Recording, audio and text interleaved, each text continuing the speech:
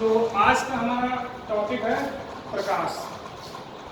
तो सबसे पहले हम ये जान लेते हैं कि प्रकाश होता क्या है। प्रकाश एक प्रकार की ऊर्जा होती है जिसकी सहायता से हम वस्तुओं को देख पाते हैं। अक्सर आप लोगों ने देखा होगा कि जब दिन होता है तो हमें चीज़ें दिखाई देती हैं और जैसे ही रात होती है चीज़ें दिखाई देना बंद होता है।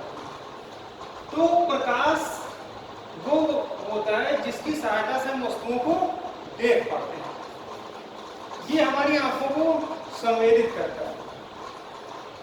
इसके अलावा अगर बात की जाए तो प्रकाश एक प्रकार की एनर्जी है। क्या है? एक प्रकार की एनर्जी है जिसकी सहायता से हम वस्तुओं को देख पाते हैं। इसके अलावा अगर हम प्रकाश के और बात करें, गुणों की बात करें, तो जो प्रकाश होता है वो सदैव एक सीधी रेखा में चलता है। सीधी रेखा में चलने का तात्पर्य है, अक्सर आपने देखा होगा कि अगर कोई आपके चेहरे पर टार्च मारता है तो उससे प्रकाश आपको ऊपर डालता है, और अगर आप आंखों के सामने अपना हाथ कर लेते हैं तो प्रकाश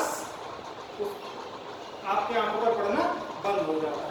ऐसा तो नहीं होता कि वो इधर से जा करके तिरछा होकर के फिर आपकी आंखों में पड़ने लगे, ऐसा तो कभी नहीं होता। तो इसका तात्पर्य यही हुआ कि जो प्रकाश होता है वो सदैव एक सीधी रेखा में ही चलता है। इसके अलावा अगर बात करें प्रकाश की चाल की, प्रकाश की चाल, तो प्रकाश की चाल जो निर्वात में होती है वो 3×10⁸ मीटर प्रति सेकंड होती है। 3×10⁸ मीटर प्रति सेकंड का तात्पर्य होता है कि जो प्रकाश होता है वो एक सेकंड में इतनी दूरी तय करता है। कितनी?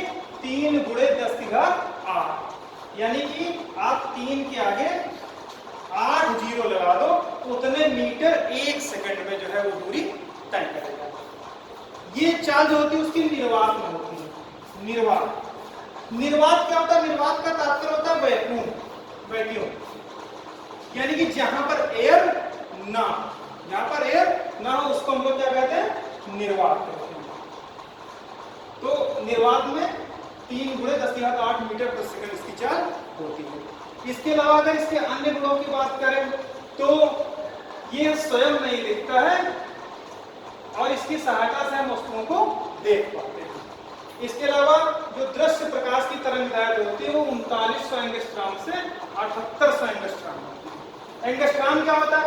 एंगस्ट्रॉम जो होता है वो दृश्य प्रकाश का या प्रकाश का मात्रक होता है। मात्रक यूनिट का तात्पर्य, जैसे अगर हम लोग आलू लेने जाते हैं तो हम लोग क्या कहते हैं कि आलू, आप हमको 2 किलो आलू दे दीजिए, ठीक ना। इसी तरीके से अगर हम केले लेने जाते हैं तो हम लोग क्या कहते हैं कि 1 दर्जन या 2 दर्जन दे दीजिए। तो ये सब क्या है? यूनिट्स हैं, मात्रक है। उसी तरीके से जो यहाँ पर एंगस्ट्रॉम है वो प्रकाश का मात्रक होता है, ठीक ना। इसके अलावा जो प्रकाश होता है वो पारदर्शी वस्तुओं के आर पार निकल जाता है। पारदर्शी वस्तुओं के आर पार निकल जाता है। आर पार निकलने का तात्पर्य होता है कि कुछ वस्तुएं ऐसी होती हैं जिनके ऊपर अगर प्रकाश डाला जाए तो प्रकाश उन वस्तुओं से होकर के गुजर जाता है, यानी कि निकल जाता है। फॉर एग्जाम्पल अगर हम देख लें कांच, आप लोगों ने कांच देखा होगा, तो कांच में क्या होता है कि अभी अगर ये कांच है तो इसमें अगर इधर से प्रकाश किसी टार्च के द्वारा, किसी बल्ब के द्वारा या किसी भी ऐसे स्रोत से जिसमें से प्रकाश उत्सर्जित होता है तो वो क्या करेगा? इस कांच के आर पार निकल जाएगा, यानी एक इधर से प्रवेश करेगा और दूसरी तरफ से निकल जाएगा। तो ऐसी वस्तुओं को हम लोग क्या कहते हैं? पारदर्शी वस्तुएं। तो जो प्रकाश होता है वो पारदर्शी वस्तुओं के आर पार निकल जाता है, यानी कि एक तरफ से दूसरी तरफ निकल जाता है। इसके अलावा कुछ ऐसी भी वस्तुएं होती हैं जिनके आर पार प्रकाश नहीं निकल पाता है, उन वस्तुओं को हम लोग अपारदर्शी वस्तुएं कहते हैं। जैसे फॉर एग्जाम्पल आप लकड़ी ले लीजिए, हमारे पास ये लकड़ी का एक डस्टर है, तो अगर आप ध्यान से देखो तो क्या प्रकाश इसके आर पार निकल जाएगा? नहीं निकलेगा। आप इसको किसी भी प्रकाश स्रोत के सामने रखिए तो उसके आगे जो है प्रकाश आपको निकलता हुआ नहीं दिखाई देगा, ना ही आपको ऐसा प्रतीत होगा कि इसकी परछाई बन रही है। वो इसी वजह से बन जाती है क्योंकि जो प्रकाश होता है इन वस्तुओं के आर पार नहीं निकल पाता है। इसके अलावा एक और चीज होती है, कुछ वस्तुएं ऐसी भी होती हैं जिनको हम लोग पारभाषक वस्तुएं कहते हैं, उनके आर पार प्रकाश बहुत ही कम मात्रा में निकलता है, तो उनको हम लोग पारभाषक वस्तुएं कहते हैं। इसके बाद प्रकाश का परावर्तन, अगला टॉपिक जो हमारा है वो है प्रकाश का परावर्तन।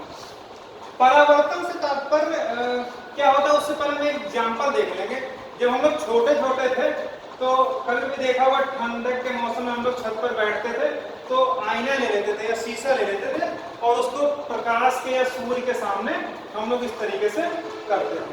तो क्यों करते थे? ताकि प्रकाश गिरता था और किसी दूसरे के चेहरे की तरफ हम लोग उसको उसकी आंखों पर जो है प्रकाश का मोड़ देते थे, तो वो भी क्या होता था, एक प्रकार क्या, वो भी प्रकाश का परावर्तन है। तो इस एग्जाम्पल से हम लोग एक आइडिया हमको मिल जाता है कि प्रकाश का परावर्तन होता क्या है।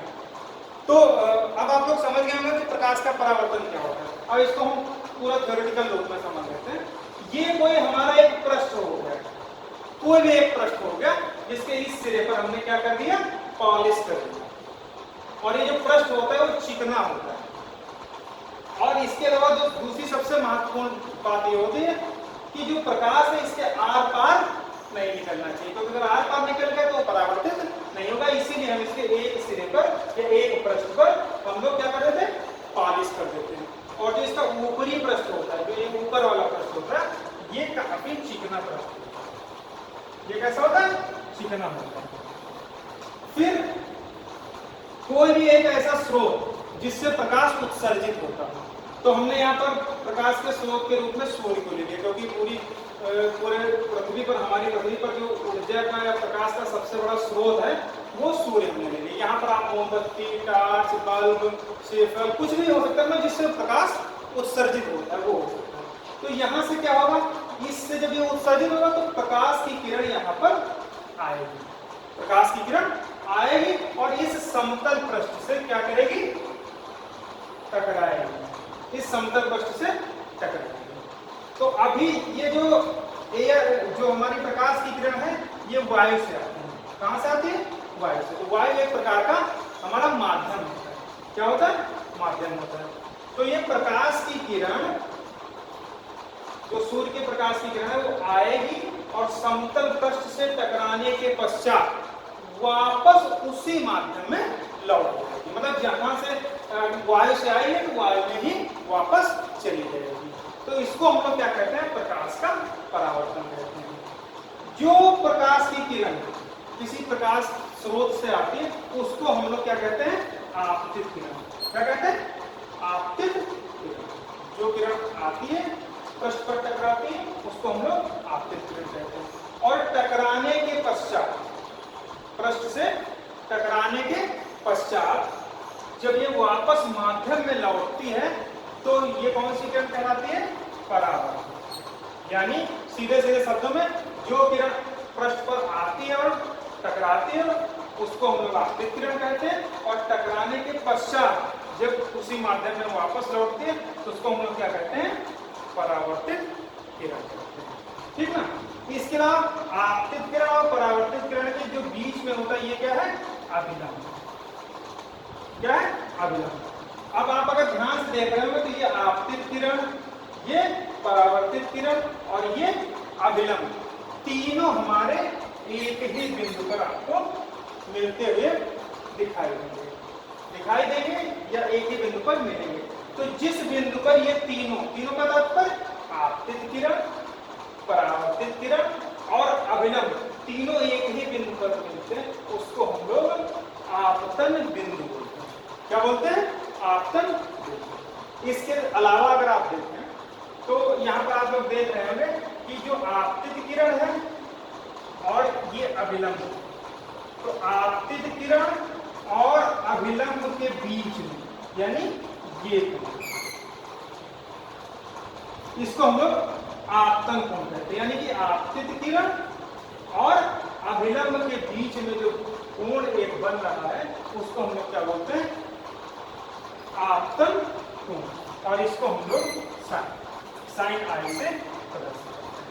तो आपतित किरण और अभिलंब के बीच बनने वाले कोण को हम लोग आपतन कोण कहते हैं। ठीक इसी प्रकार से ये आप क्या देख रहे हैं, ये कौन सी किरण है, परावर्तित किरण है, और ये क्या हो गया, अभिलंब हो गया। तो परावर्तित किरण और अभिलंब के बीच में जो कोण बन रहा है वो आपका परावर्तन। तो सीधे सीधे शब्दों में इस तरीके से समझ सकते हैं कि आपतित किरण और अभिलंब के बीच में जो कोण बनेगा उसको हम लोग आपतन कोण बोलेंगे, और अभिलंब और परावर्तित किरण के बीच में जो कोण बनेगा उसको हम लोग परावर्तन कोण बोलेंगे। ठीक ना, इसको हम लोग साइन आई से प्रदर्शित करते हैं और इसको साइन आर से प्रदर्शित करते हैं। ठीक है, इसके अलावा जो ये परावर्तन होता है प्रकाश का परावर्तन होता है, तो प्रकाश के परावर्तन के मुख्यतः दो नियम। कितने होते हैं, दो नियम। पहला नियम जो रिफ्लेक्शन ऑफ लाइट का है, यानी प्रकाश के परावर्तन का है, वो पहला नियम क्या है कि जो ये आपतित किरण होगी, परावर्तित किरण होगी और अभिलंब होगा, ये तीनों एक ही बिंदु पर मिलेंगे। यानी आपतित किरण, परावर्तित किरण और अभिलंब तीनों एक ही बिंदु पर होंगे। तो यहाँ पर हमने जिस बिंदु पर ये मिल रहे हैं तीनों, उस बिंदु को हमने O मान लिया है, और जो आपतित किरण है वो A और A O है, परावर्तित किरण O C है, और जो अभिलंब आपका है वो N। यानी कि जो पहला नियम होता है परावर्तन का, वो होता है कि आपतित किरण, परावर्तित किरण और अभिलंब ये तीनों एक ही बिंदु पर होंगे। ये आपका पहला नियम। इसके अलावा जो ये आपका आपतन कोण होता है, जो आपतन कोण होता है, इसके बीच बनता है आपतन कोण, आपतित किरण और अभिलंब के बीच में जो बनता है वो आपका आपतन कोण हो गया।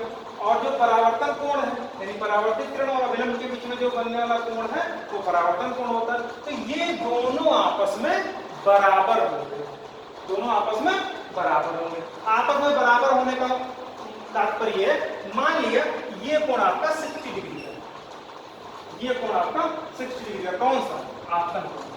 तो अगर आपतन कोण 60 डिग्री का है तो परावर्तन कोण भी 60 डिग्री का ही होगा।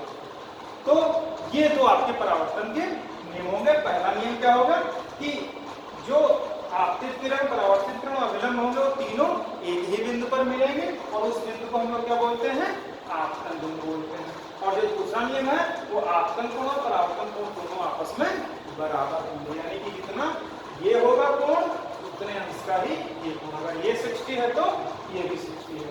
तो इतना हम लोगों ने आज अध्ययन किया कि जो प्रकाश क्या होता है, नंबर 1, और नंबर 2 प्रकाश का परावर्तन किस प्रकार से होता है।